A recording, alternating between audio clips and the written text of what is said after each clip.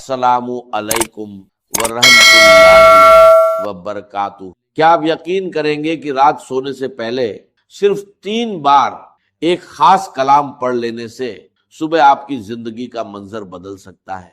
क्या आप यकीन करेंगे कि एक रात का छोटा सा अमल आपकी तकदीर के बंद दरवाजों पर दस्तक दे सकता है?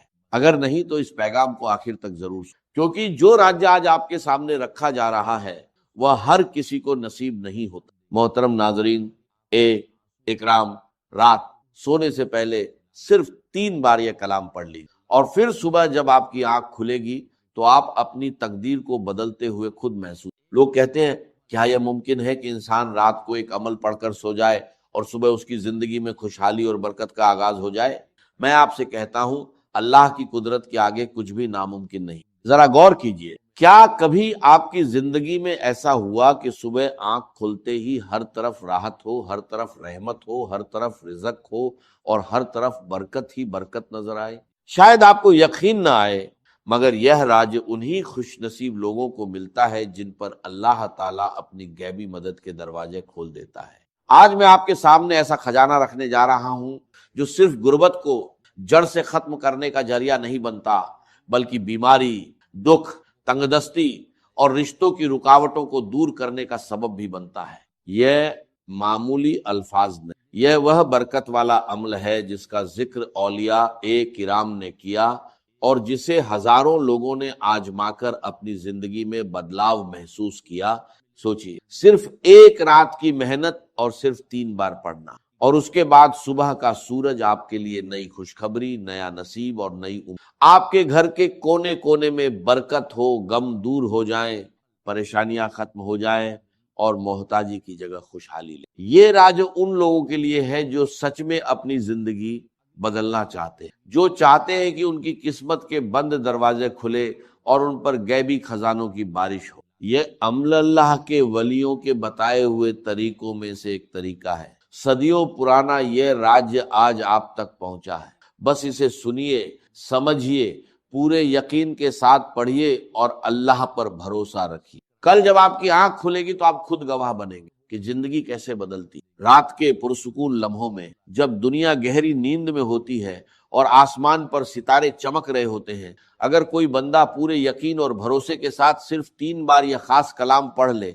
तो सुबह उसे ऐसा महसूस होगा जैसे उसकी किस्मत का बंद दरवाजा खुल गया हो। आप सोच रहे होंगे कि क्या सिर्फ एक रात की दुआ इंसान का मुकद्दर बदल सकती है? याद रखिए, अल्लाह की रहमत और उसकी कुदरत के आगे कोई चीज मुश्किल नहीं। बहुत से लोगों ने पहले इस बात पर यकीन नहीं किया, कुछ ने मजाक उड़ाया, लेकिन जब उन्होंने इस अमल को आजमाया तो वही लोग हैरान रह गए। उन्होंने देखा कि उनके हालात बदलने लगे, गुर्बत कम होने लगी, रिज़्क में वुसअत आने लगी, दिलों को सुकून मिलने लगा और वे दुआएं पूरी होने लगी जो बरसों से अधूरी। ये सिर्फ अल्फाज नहीं बल्कि बरकत और रहमत का जरिया। सोचिए कैसा मंजर होगा जब सुबह आपके घर में खुशखबरी दस्तक दे, जब तंगदस्ती की जगह खुशहाली आ जाए, जब परेशानियों की जगह सुकून और गमों की जगह खुशियां डेरे डाल दें। औलिया किराम फरमाते हैं कि ये अमल इंसान की जिंदगी में बदलाव का जरिया बन सकता है। एक रात का ये मामूली सा अमल आपके लिए ऐसी नई शुरुआत बन सकता है जिसमें ना कर्ज की परेशानी हो, ना भूख की तकलीफ हो और ना बेसुकूनी की हालत हो, बल्कि जहां भी जाए इज्जत मिले, मोहब्बत मिले और अल्लाह की रहमतें और बरकतें आपके साथ हो। लेकिन याद रखिए, ये राज्य हर किसी के लिए नहीं होता।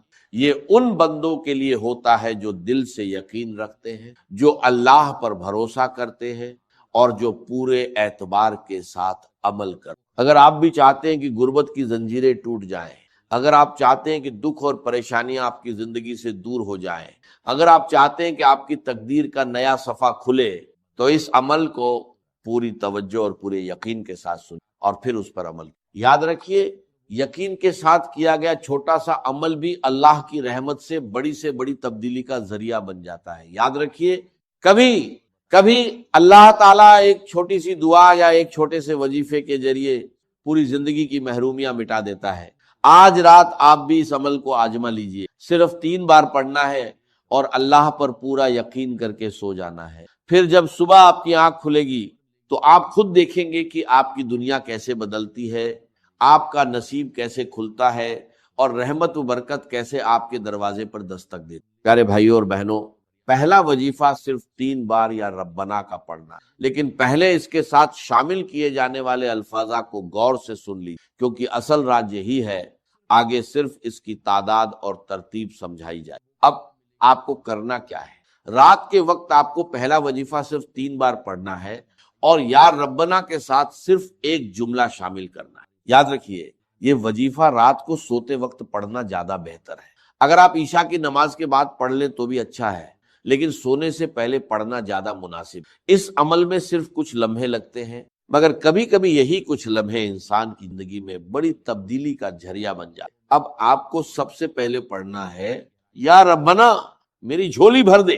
بہت سے لوگ یا ربنا پڑھتے ہیں، لیکن جس ترتیب سے یہ عمل بتایا جا رہا ہے شاید آپ نے پہلے کبھی، اب طریقہ اچھی طرح سمجھ لیں۔ آپ دنیا کے کسی بھی ملک میں ہو، پاکستان میں ہو، ہندوستان میں ہو، بنگلہ دیش میں ہو یا کسی اور جگہ، جیسے ہی عشاء کی نماز کا وقت گزر جائے، آپ عشاء کے بعد سے فجر سے پہلے تک رات کے کسی بھی حصے میں یہ عمل کر سکتے ہیں۔ سب سے پہلے سکون کے ساتھ بیٹھ جائیے اور اپنے دل و دماغ کو یکسو کر لیجیے۔ کچھ لوگ عمل پڑھنے کے فوراً بعد دنیاوی مشغولیات میں لگ جاتے ہیں، لیکن اس عمل کے وقت پوری توجہ اور یکسوئی اختیار کرنا بہتر۔ اب سب سے پہلے ایک مرتبہ درود شریف پڑھ لیجئے۔ اگر درود ابراہیمی یاد ہو تو وہ پڑھ لیجئے، اور اگر نہ ہو تو آپ اعوذ باللہ من الشیطان الرجیم، بسم اللہ الرحمن الرحیم پڑھ سکتے ہیں۔ اس کے بعد پہلا وظیفہ صرف 3 مرتبہ پڑھنا، یا ربنا میری جھولی بھر دے، ایک مرتبہ، یا ربنا میری جھولی بھر دے، دوسری مرتبہ،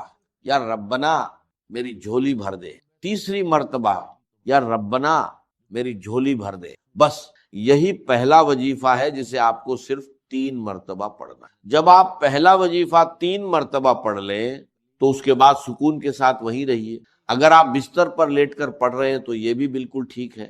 اسی وجہ سے کہا گیا ہے کہ رات کو سوتے وقت یہ عمل پڑھیے اور پھر اللہ پر بھروسہ کر کے سو جائیے۔ جب آپ یا ربنا میری جھولی بھر دے 3 مرتبہ پڑھ لیں، چاہے عشاء کی نماز کے بعد بیٹھ کر پڑھے یا رات کو سوتے وقت لیٹ کر پڑھے، کوشش کیجئے کہ اس کے بعد جلد سے جلد آرام کر لے اور فضول مشغولیات سے بچے۔ میرے پیارے بھائیوں اور بہنوں، اگر یہ عمل آپ کو پسند آئے اور آپ کو اس میں بھلائی نظر آئے تو اسے دوسروں تک پہنچانا بھی ثواب کا ذریعہ بن سکتا ہے، خاص طور پر ان لوگوں تک جو پریشانیوں اور تنگ دستی سے گزر رہے ہیں۔ بہت سے لوگ شروعات میں کسی عمل کو معمولی سمجھتے ہیں، لیکن جب انسان یقین اور بھروسے کے ساتھ دعا کرتا ہے تو اللہ تعالیٰ اپنے فضل سے ایسے راستے کھول دیتا ہے جن کا انسان نے گمان بھی نہیں کیا ہوتا۔ یاد رکھیے، رزق، برکت اور آسانی دینے والا صرف اور صرف اللہ تعالیٰ ہے۔ انسان کوشش کرتا ہے اور نتیجے اللہ کی طرف سے آتے ہیں۔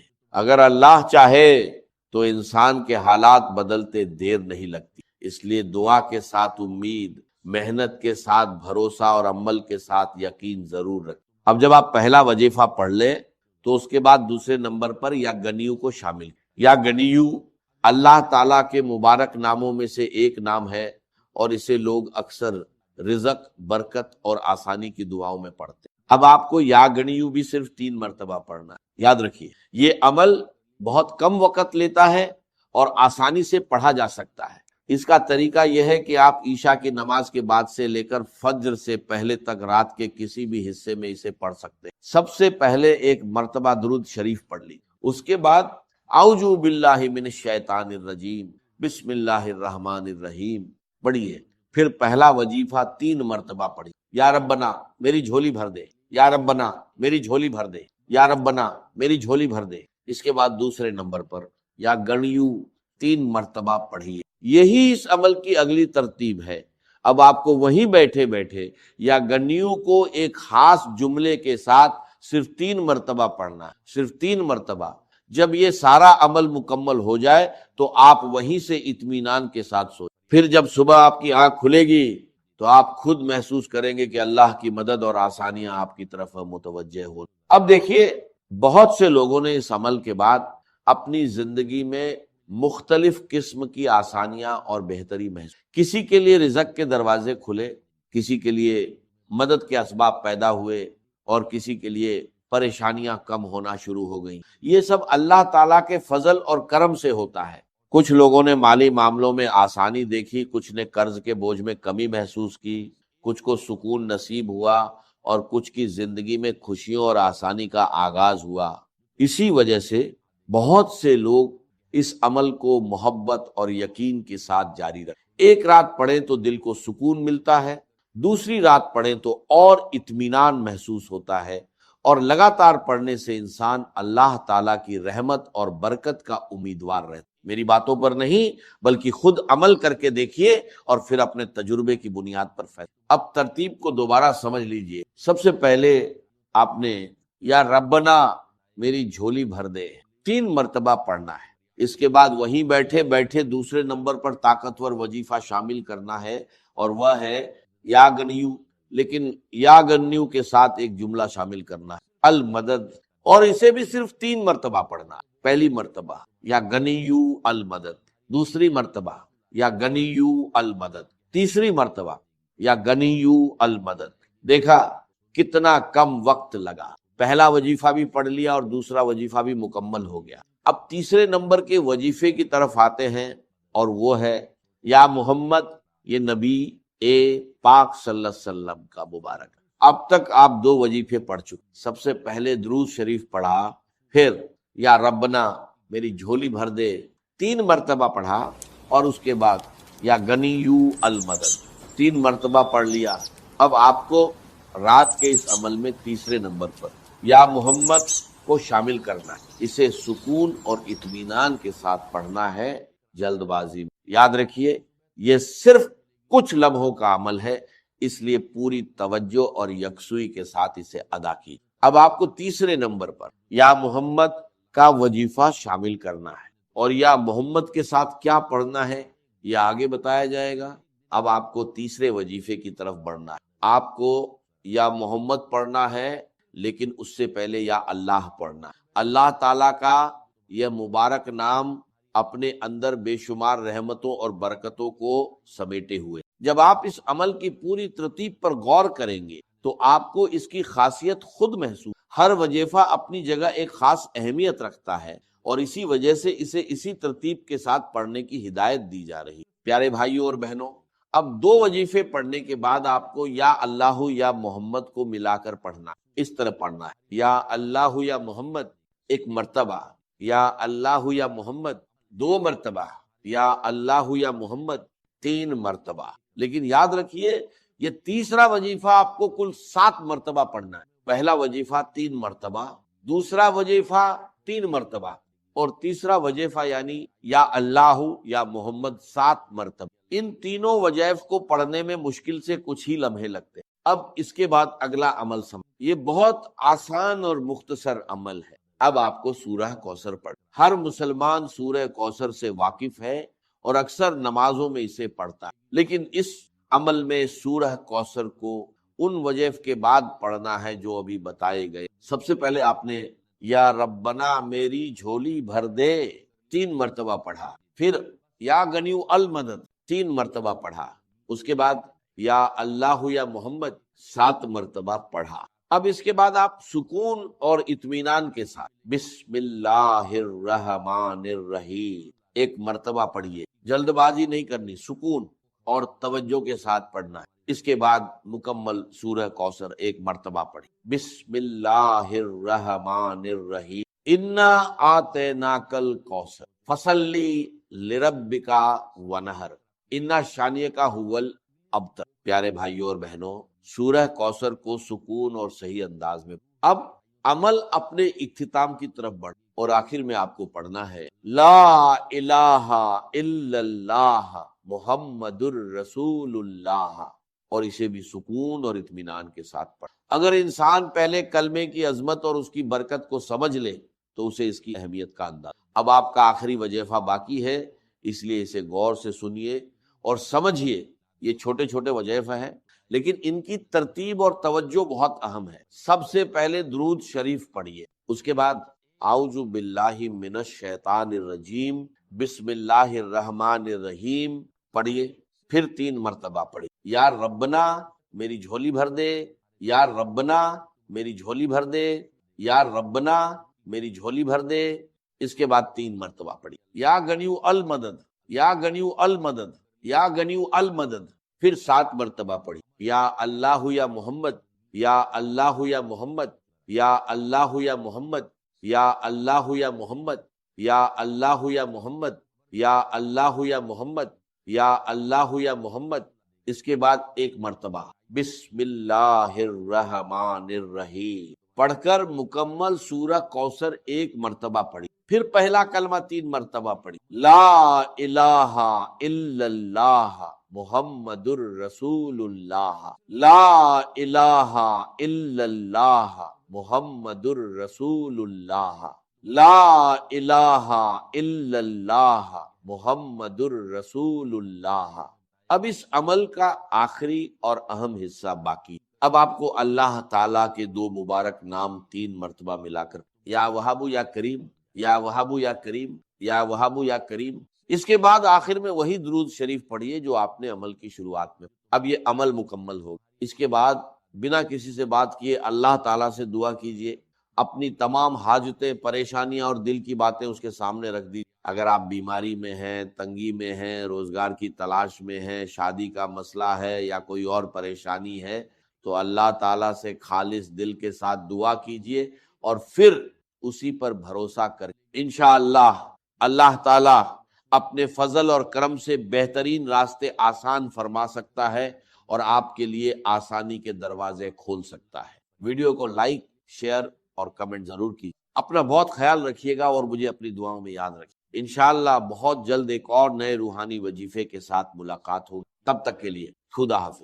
محبوب حقیقی اللہ کے سوا کوئی، اور وہ آیت میں آپ کو سنا چکا ہوں، سورہ توبہ کی آیت نمبر 24، انتہائی لرزا دینے والی آیت۔ قل ان کان آباؤکم وابناؤکم واخوانکم وازواجکم وعشیرتکم واموال اقترفتموها وتجارۃ تخشون کسادها ومساکن ترضونها احب الیکم من اللہ ورسولہ وجہاد فی سبیلہ فتربصوا حتی یاتی اللہ بامرہ واللہ لا یہدی القوم الفاسقین۔ اے نبی ان کے کان کھول دیجئے، اچھی طرح سنا دیجئے کہ اے لوگو، اے ایمان کے دعوے دارو، اگر تمہیں اپنے باپ، اپنے بیٹے، اپنے بھائی، اپنی بیویاں یا بیویوں کے لیے شوہر اور اپنے رشتہ دار اور اپنے وہ مال جو بڑی محنت سے کما کر کھتے بھرے ہوئے ہیں اور اپنی وہ تجارت جس کی کساد بازاری کا تمہیں اندیشہ رہتا ہے مندہ نہ ہو جائے، اور اپنے وہ محل، اپنی حویلیاں جو تم نے تعمیر کی ہیں اور بہت تمہیں محبوب ہیں، انہیں خوب فرنش کیا ہے، اگر یہ 8 چیزیں محبوب تر ہیں اللہ سے اور اللہ کے رسول سے اور اللہ کی راہ میں جہاد سے، تو جاؤ دفع ہو جاؤ، وہاں بیٹھ کر انتظار کرو یہاں تک کہ اللہ اپنا فیصلہ سنا دے، اور اللہ ایسے فاسقوں کو کبھی ہدایت نہیں دے۔ 8 چیزیں اقبال نے بہت خوب کہا ہے، یہ مال و دولت دنیا، یہ رشتہ و پیوند، 5 قریب ترین رشتے آ گئے، باپ، بیٹا، بھائی، زوجین اور رشتہ دار۔ رشتہ و پیوند یہ جوڑنے والا، اور مال و دولت دنیا کی 3 شکلیں آ گئی۔ دولت جو آپ اپنی بیلنس شیٹ کو دیکھ دیکھ کر آپ اس پہ خوش ہوتے، اب ہمارے ایسٹس کی یہ قیمت ہو گئی اب، اور وہ مکانات جو آپ نے بنائے ہیں بڑے محبوب ہیں، اور ایسے بنائے ہیں، قرآن مجید میں آتا ہے لعلکم تخلدون، ایسے بنا رہے ہیں کہ تمہیں ہمیشہ رہنا ان مکانوں کے اندر، اور وہ کاروبار جن میں تمہیں اندیشہ رہتا ہے کہ کہیں کساد نہ ہو جائے، کوئی ڈپریشن نہ آ جائے۔ یہ 8 چیزیں، یہ مال و دولت دنیا، 3 یہ رشتہ و پیوند، بتان وہم و گما لا الہ الا اللہ، یہ سب وہم و گمان کے بت ہیں جن کی پرستش میں تم لگے، ان سب کی پرستش چھوڑو تو لا الہ الا اللہ کا حق ادا ہو۔ اب اس اصول کو بھی اپلائی کرنا شروع کیجیے۔ آئیے انڈیویجول لیول پر، دولت کی محبت، اگر آپ کو دولت کی محبت آمادہ کرتی ہے کہ اللہ کے حدود کو پامال کریں، حرام ذرائع استعمال کریں، دولت آنی چاہیے، حلال سے ہو، حرام سے ہو، جائز سے ہو، ناجائز سے ہو، بائی ہوک اور بائی کروک دولت آنی چاہیے، تو آپ کی محبوب حقیقی کون ہوئی؟ دولت۔ یہ دولت آپ کی معبود ہے۔ کون بڑے سے بڑا موحد اس شرک کا احساس رکھتا ہے؟ اور حضور نے اس قدر کلیئر فرمایا ہے، تعس عبد الدینار وعبد الدرہم، ہلاک ہو گیا یا ہلاک ہو جائے، یہ کلام خبریہ ہے یا یہ بد دعا ہے؟ تعس عبد الدینار وعبد الدرہم، درہم و دینار کا بندہ ہلاک ہو جائے، نام عبد الرحمن ہے، حقیقت میں عبد الدینار ہے، عبد الدرہم۔ درہم و دینار آنے چاہیے، جائز سے یا ناجائز سے، حلال سے یا حرام سے، صحیح سے یا غلط سے، بھائی ہو کر بھائی ہو۔ تو معبود کون ہوا؟ ہمارے ہندو بھائیوں نے کیا کیا؟ لکشمی دیوی دولت کی دیوی ہے، اس کی پوجا کرتے کس لیے؟ مطلوب کیا ہے؟ دولت۔ اس کی پوجا وہ خوش ہو جائے تو دولت ملے گی۔ ہم نے کہا ہٹاؤ جی اس دیوی کو بیچ میں سے، ہم براہ راست ہی پوج لیں گے، بس یہی تو فرق کیا ہے نا۔ عبد الدینار و عبد الدرہم، یہ ہے انفرادی سطح پر۔ شرک فی المحبت، جو روح عبادت ہے، جو عبادت کی جان ہے، محبت، غایت الحب ما غایت الذل والخضوع، اور ٹاپ پر لے آئیے۔